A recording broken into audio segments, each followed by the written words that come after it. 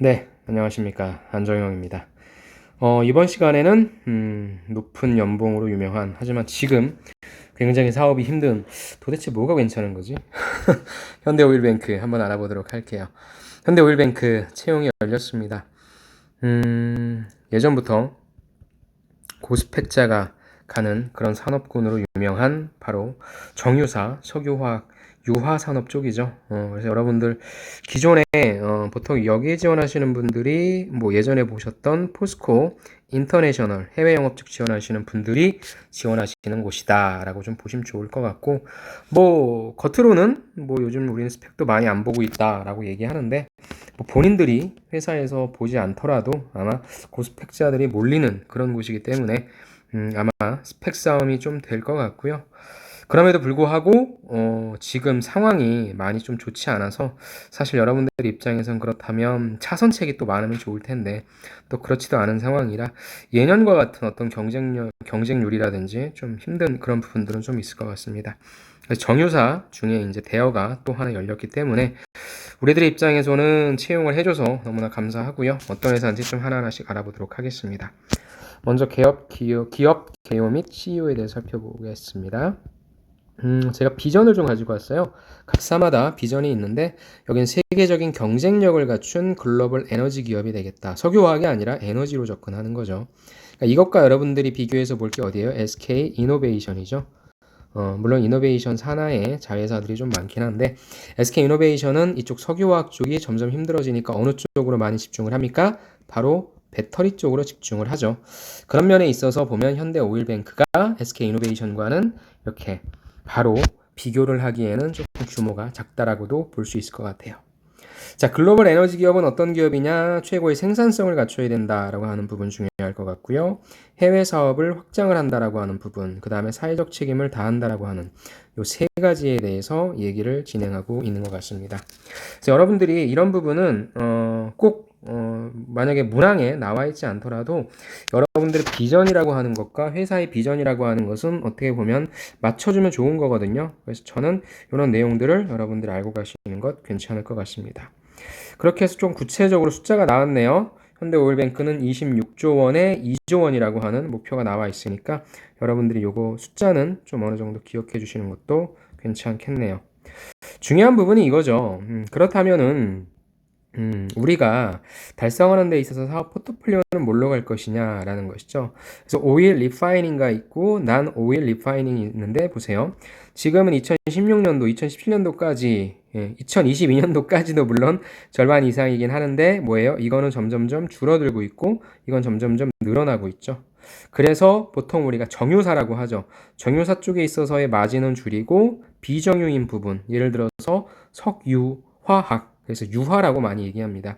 이쪽 부분에 대해서 점점 파이를 키우려고 하는 그런 움직임을 우리가 좀 볼 수 있을 겁니다. 비전 2020을 봤고요. 우리 CEO의 인사말을 좀 볼게요. 강달호. 저한테는 굉장히 좀 친숙한 조남이네요.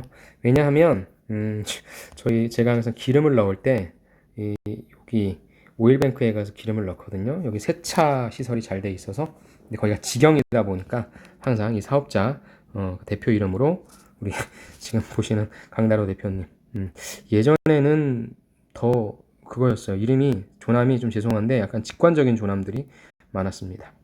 자, 아무튼 우리 대표님께서 말씀하시는 부분 뭐 이거 많이 들으셨죠? 64년에 설립된 국내 최초 민간 정유 회사다.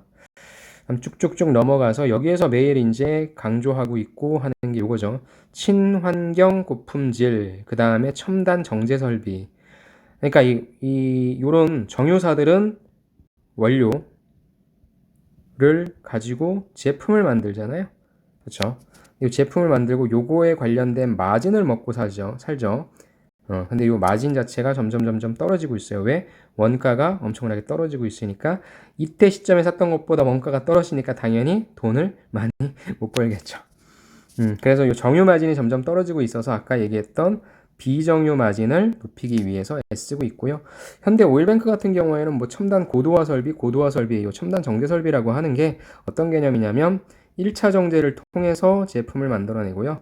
또 한 번 정제를 통해서 버리지 않고 또 제품을 A라는 제품, B라는 제품, 즉 하나의 원료에서 예를 들어 이거 C라고 할까요? C라고 하는 원료에서 보통 다른 정유사들은 뭐 A 하나의 제품을 만들지만 여기는 잘 정제해서 B라는 제품도 만들어낸다. 근데 이것도 지금 밥 먹고 살기가 힘들다. 그래서 아까도 얘기했던 유화 쪽으로 자꾸 가려고 하는 그런 얘기를 여러분들이 심심치 않게 보실 수 있을 거고, 현대 오일뱅크에 관련해서 기사를 보시거나 홈페이지를 보실 때 그런 관점으로 보시면 조금 더 여러분들이 이해가 쉬우실 겁니다. 그래서 관련해서 홈페이지를 꼭 보시고요. 그 다음에 이제 중요한 게 사업 소개입니다. 사업 소개. 어떤 내용들이냐. 자, 수직 계열화로 안정적 성장 기반을 확보한다는, 수직 계열화라는 게 뭐예요? 우리가 예를 들어서 하나의 제품을 만들어내려고 한다면 제품을 만들어내야 하는데 필요한 A부터 Z까지 우리가 다 만들어놨다는 거죠. 수직 계열화. 요걸 해놨다는 거거든요. 현대 오일뱅크 같은 경우에도 그러한 내용들을 갖추었다라고 하는 거니까 그런 관점으로 좀 봐주시고요. 그래서 이게 뭐 그런 내용일 거예요, 아마. 그래서 우리가 어디랑 합작해서 뭐 OCI, 현대랑 현대 오일뱅크랑 OCI랑 합쳐진 거고, 이게 현대케미칼은 현대랑 롯데케미칼, 제가 예전에 추신남에서도 말씀드렸던 내용이거든요. 그래서 그런 내용들이고, 사업은 이제 중요한 게 이제 현대 오일뱅크 사업 부분이 정유 사업이 있고요. 그 다음에 석유화학 사업 있고, 윤활기유 사업, 그 다음 오일 터미널, 제철, 주유소 충전소, 생산 판매 실적. 그래서 이 주유소 충전소는 아까 제가 말씀드렸던 대로 저희 집 앞에 있는 그런 주유소 같은 거고, 그 다음에 얘네들이 최근에 SK 네트워크스의 주유소를 다 인수했어요. 코람코 자산운용 거기랑 같이 해서. 그래서 주유소를 조금 늘리고 이걸 주유소로 쓰는 게 아니라 플랫폼으로 쓰려고 하죠. 여러분들이 이제 플랫폼, 아마 이쪽을 지원하시는 분들은 인문상경계이신 분들보다도 기술직 분들도 많으실 텐데, 여러분들이 꼭 갖고 가셔야 되는 개념이 플랫폼 산업이죠. 플랫폼 산업은 쉽게 얘기해서 다 전국에 깔려 있는 거예요. 대표적인 게 뭐가 있습니까? 편의점이죠. 그 다음에 전국에 주유소 깔려 있죠. 지금은 주유소로 쓰지만 점점점 변화하는 게 무엇입니까?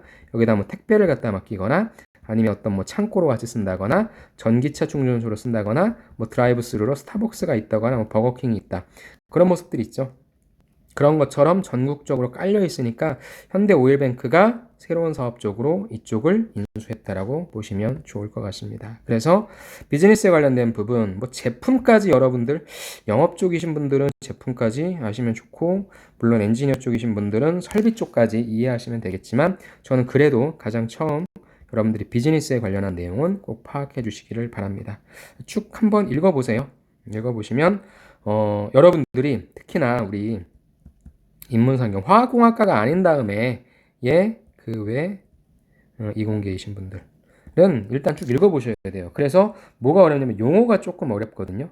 그런 용어에 대해서 한두 번 정도 조금 더 검색 통해서 보시면 이게 뭐 하는 거구나까지는 알 수 있고, 이 차이가 정유사업과 석유화학 사업과 이런 것들이 어떤 차이가 있는지만 여러분들이 이해하시면 되니까, 물론 자기소개서 쓸 때는 그만큼은 아니지만 면접장 가실 때는 그 차이는 꼭 알고 가시면 좋을 것 같아요. 그 다음에 이제 중요한 게 제가 갖고 왔는데, 현재 상황이 어때요? 초우울, 아주 극도로 우울합니다. 자, 그래서 제가 검색을 해봤습니다. 이렇게 검색하셔서 한번 보세요. 유가와 정유, 그러니까 유가와 이 정유사, 그러니까 유화산업, 정유산업과 석유화학산업 쪽은요, 무엇과 뗄래야 뗄 수 없냐? 바로 이 유가랑 뗄래야 뗄 수 없습니다. 그러다 보니까 유가가 올라가면 좋은 건지, 유가가 떨어지면 좋은 건지에 대해서 파악을 해줘야 되는데, 지금 계속적인 이슈가 무엇이냐면은 유가가 떨어지고 있죠.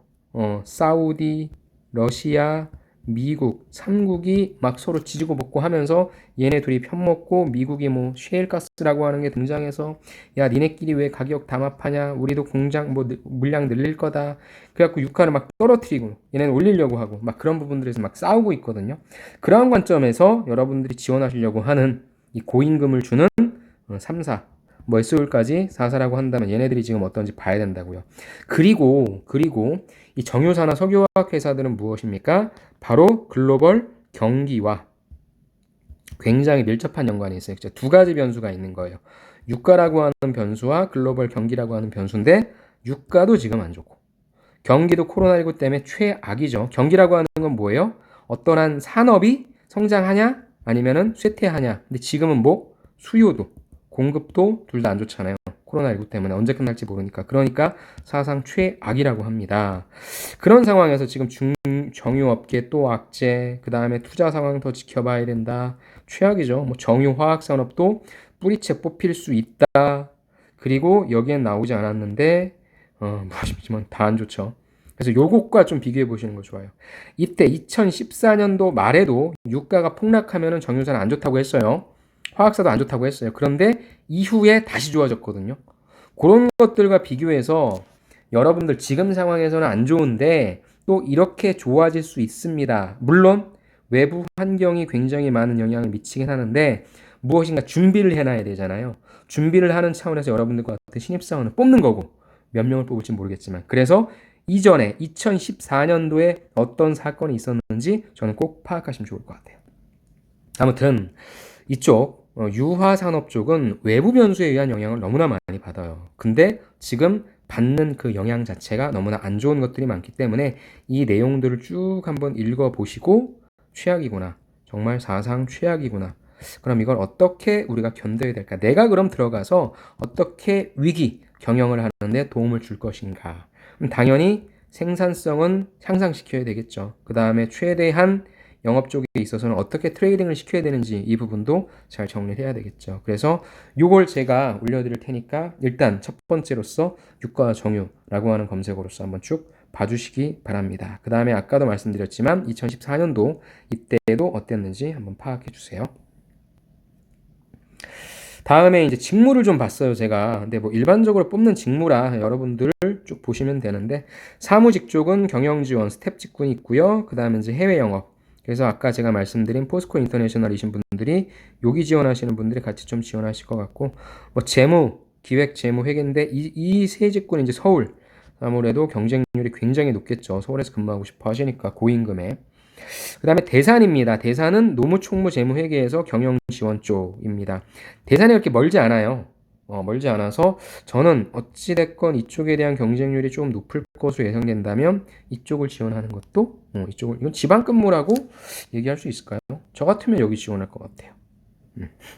그 다음에 이제 영업 쪽은 뭐 영업기획, 영업지원, 뭐 법인 영업들이 있고 역시 서울에서 합니다. 이 영업이 뭐 여러분 돌아다니면서 저희 기름 좀 사주세요 뭐 그런 건 아니죠. B2B니까. 그 다음에 이제 지사 영업, 이게 현장 소매 영업이죠. 요게 이제 제가 방금 말씀드린 농담삼아 말씀드린 뭐 그런 부분들인데 이건 전국적으로 뿌려져 있는 겁니다. 그래서 당연히 연관보다는 지사 영업 쪽이 조금 더 경쟁률이 낮겠죠. 저 같으면 여기 있을 것 같아요. 어찌됐건 올라올 수 있으니까 일만 잘하면. 그 다음에 엔지니어는 당연히 대산 쪽에 있어서의 공정기술, 생산기획, 공장 자동화. 그 다음에 설비 쪽, 이쪽은 석유화학이다 보니까 화공 쪽이신 분들. 그 다음에 설비 기술은 당연히 기계, 전기전자, 그 다음에 환경 쪽도 뽑습니다. 포스코랑, 포스코 건설이랑 똑같은 거죠, 뭐. 그 다음에 연구개발 쪽은 뭐 석사 이상이니까 이분들만의 리그다. 그래서 잘 한번 선택을 해주시고, 여기는 저 같으면 요거 대산, 아니면은 요쪽 영업, 요쪽을 좀 쓸 것 같습니다. 자, 그런데 특이한 게, 그 다음 요거 좀 말씀드릴게요. 제 개인적인 견해예요. 모집회사에 보시면 오일뱅크 있고, 그 다음에 롯데랑 합쳤던 롯데케미칼, 뭐 코스모, 현대 쉘 베이스 오일이 있는데, 급여나 복지 등의 처우가 동일하다. 그런데 저는, 이후에는 이게 좀 중요할 것 같아요. 그러니까 여러분들이 아마 오일뱅크는 다 아셔도 케미칼, 코스모 뭐 이런 회사들은 처음 들어보신 분들이 많을 거란 말이죠. 그렇다면 이쪽에서는 인재를 채용하는 데 있어서 조금 힘들 수 있어요. 처음 들어보니까. 그래서 보통 많이 쓰는 게 뭐냐면 초봉은 같게 만듭니다. 당연히 그룹 공채다 보니까 뭐 그룹은 아니지만 급여, 복지 등 처우 동일도 같이 만들어 놓고요. 그 다음에 이제 각 회사마다 조금씩 차이가 납니다. 그래서 이 부분은 뭐가 좋다, 뭐가 안 좋다를 말씀드리는 게 아니라 여러분들이 현대 오일뱅크를 가고 싶으면 저는 현대 오일뱅크를 지원하는 게 맞다고 생각하고요. 그 다음에 각각의 다른 회사들에 관련해서 보신다면 그쪽 회사들을 저는 보시는 게 맞다고 생각합니다. 아셨죠? 그래서 뭐 지금 이게 이 세 가지, 요 네 가지 지금 회사가 뭐 다 합쳐진 건지는 모르겠는데 명확하게 여러분들이 가고 싶어 하는 회사를 선택하시는 게 저는 좋을 것 같고요. 만약에 이게 제가 정확하게 읽어보진 않았는데 그게 아니다라고 한다면 당연히 저는 오일뱅크 쪽으로 가는 게 좋다라고 생각합니다. 자, 봅시다. 다음에 이제 학예 인턴, 요게 좀 신기했어요. 엔지니어, 화공 쪽을 뽑는데 입사가 확정이란 말이죠. 2021년 2월에 학부 졸업 예정자, 그 다음에 인턴십 진행. 그러니까 한마디로 얘기해서 이거는 아직 학교를 다니고 있는 친구들 중에 회사가 확보를 해놓는다는 차원이고, 여러분들 입장에서 보험 들어놓을 수 있거든요. 근데 이게 등록금 전액 지원해주고 인턴 실습비도 돈 주고, 아마 돈 다 주고 입사 확정이면 얼마나 좋습니까? 그래서 아마 이런 분들은 2학기 때 또 여기저기 쓸 수 있잖아요. 그러니까 이를 못 쓰게 항상 어떤 인적성을 보러 가는 날에는 놀러 갑니다. 제가 그랬거든요. 그런데 모르겠습니다. 지금 이쪽 현대 오일뱅크에 계신 임원분들도 막 급여 막 반납하고 지금 회사가 망하진 않겠지만 되게 힘든 상황이잖아요. 코로나19만 빼면 그럼 좋으냐? 계속 지금 석유화학 쪽이 힘들다고 얘기했는데, 그러면 학정을 받고 들어가는 게 저는 좋을 것 같아요. 제가 여러분들이라면. 그러니까 어쩔 수 없이 내가 지금 아직 학기가 남은 분들은 지원할 수밖에 없으니까. 그런데 여러분들이 요것보다 이쪽이 조금 더 경쟁률이 떨어질 것 같다. 그리고 그러니까 요분들만에 해당되는 얘기죠. 저는 이쪽 갔을 것 같아요. 어쩔 수 없이 써야 된다면 쓰겠지만 여기 쓸 수 있는 분들은 당연히 여기 써야 된다고 생각합니다. 이건 바뀔 수 있거든요. 이거 바뀌는 걸 너무나 많이 봤거든요. 회사 사정상 입사 확정이라고 써 있지만 진짜 근로계약서를 쓰진 않거든요. 근로계약서는 입사하는 날 보통 쓰게 되니까. 그래서 요거는 약간 리스키해요. 지금 코로나19 때문에 산업이 어떻게 될지 모르니까. 개인적 사견입니다. 여러분들께서 꼭 한번 고민해 보시는 거. 고민도 할 필요 없어요. 전 이쪽으로 가야 된다고 봐요, 이분들. 어쩔 수 없이 이런 분들은 보험을 들어놓고요. 다 써야지 뭐 하반기 때도. 여기에 붙을 분들이라면 웬만한데 다 붙을 분들이 테니까. 그 다음에 뭐 산학자학생 뭐 이거 봤습니다. 자, 시험 공고를 좀 꼼꼼하게 보십시오. 다음에 이제 직무 소개 봤는데, 직무 소개를 볼게요. 직무 소개가 그래도 좀 나와 있더라고요. 그래서 경영 지원, 뭐 기획, 인사, 노무, 총무, 뭐 홍보 나와 있는데, 이것들은 제가 그 직업 방송에서 쉽보 코디라고 해서, 그 다음에 성공취업 엑스파일에서 직무 소개 안정형 직무 치면, 여러분들 안정형 직무 아니면 그냥 직무 치면 제 강의들이 쭉 나옵니다. 거기에 경영 지원, 생산, 영업, 그 다음에 뭐 해외 영업, 무역 다 해드리는 게 있으니까 그걸 보셔도 좋고요. 여기 내용이 좀 잘 나와 있더라고요. 그래서 간략하게 여러분들이 어떤 일들을 하는지. 근데 약간 좀 달라요. 다른 일반적인 생산도 연구개발은 똑같은데 생산 기획과 생산 지원, 그러니까 약간 조금씩 다릅니다. 그래서 보통 이제 제가 봤을 때는 이게 이제 생산 관리를 생산 기획이라고 하는 것 같아요. 그래서 여러분들이 알고 있는 개념과 용어가 조금 다를 수 있으니까 그런 것만 주의하셔서 보시면 될 것 같고요. 영업도 영업 기획, 지원, 뭐 마케팅, 소매, 직영, 법인 이런 분들 나와 있고, 그다음에 특이한 게 트레이딩이죠. 트레이딩은 수출하는 거, 수입하는 거 둘 다 그런 관점이니까 보시고, 그 다음에 여기 보니까 뭐 선배들의 이야기라고 해서 나와 있는데 제가 약간 좀 벙쪘던 게 딱 들어갔거든요. 야, 근데 담당하고 있는 업무에 대해 소개해 주세요. 해주고 싶으면 이게 다야. 야, 이거 너무한 거 아닙니까? 뭐 본인들 잘생기긴 하셨네. 멋지긴 하시네. 사진은 잘 찍었는데, 글쎄요. 내용이 너무 부실해서 뭐 앞에 있는 내용과 여기에 있는 내용 뭐 보시는 건 뭐 괜찮을 것 같은데 너무 부족해요. 현대 오일뱅크 이건 제가 좀 건의를 해야 되겠네요. 뭐 이게 너무 약간 좀 구색만 갖춰놓은 것 같아요. 인사팀에서 우리 취준생분들이 뭐를 관심 있어 하는지 여기 나와 있는 거, 공장 경쟁력 강화를 위한 신규 사업 발굴, 그다음에 협력 사업 추진, 이 내용을 뭐 단어로 모르나? 어떻게 하는 건데, 우리가 일반적으로 알고 있는 공정 기술이라고 하는 것이 반도체와는 자동차와는 이쪽 석유화학은 무엇이 다른데, 그럼 너는 이쪽 화공 쪽에 있어서 어떤 기술을 알려줘야 되는데, 이런 부분들 등 제가 진짜 인터뷰에서 만들고 싶은데, 아무튼 조금 부족하다는 느낌을 받긴 했습니다. 그래서 앞에 있는 내용과 뒤에 있는 내용을 같이 좀 봐주시면서 꼭 한번 참고해 보시면 좋을 것 같습니다. 아이고, 목이 아프네.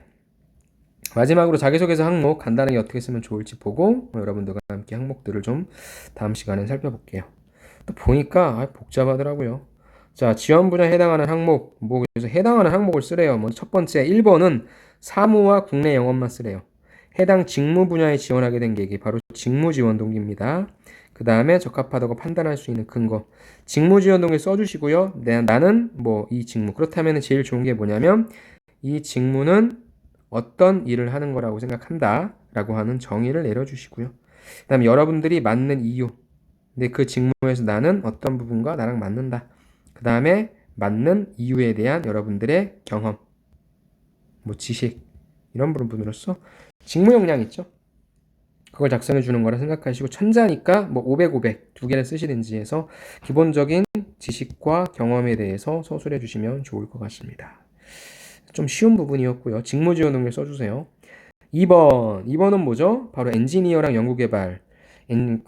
이공계이신 분들만 쓰는 건데요. 회사 선택하는 기준을 두 가지 이상 제시해라. 그럼 저는 이렇게 두 가지 이상 제시하라고 하면은 하나는 비즈니스적인 면, 사업적인 면, 산업적인 면, 두 번째는 어떤 인재상적인 면, 그런 부분인 것 같아요. 즉 하나를 전 이런 걸 정량이라 표현하고 정성이라 표현하는데 기업이라고 하는 것은 뭐 어떤 수익이라고 하는 측면에 아니면 앞으로 어떤 산업에 있어서 아니면 뭐 비즈니스인데 혁신하는 데 있어서 현대오일뱅크는 기존의 어떤 것에 안주하지 않고 항상 도전이 올 때마다 위기가 올 때마다 그 위기를 슬기롭게 잘 혁신을 통해서 극복했다.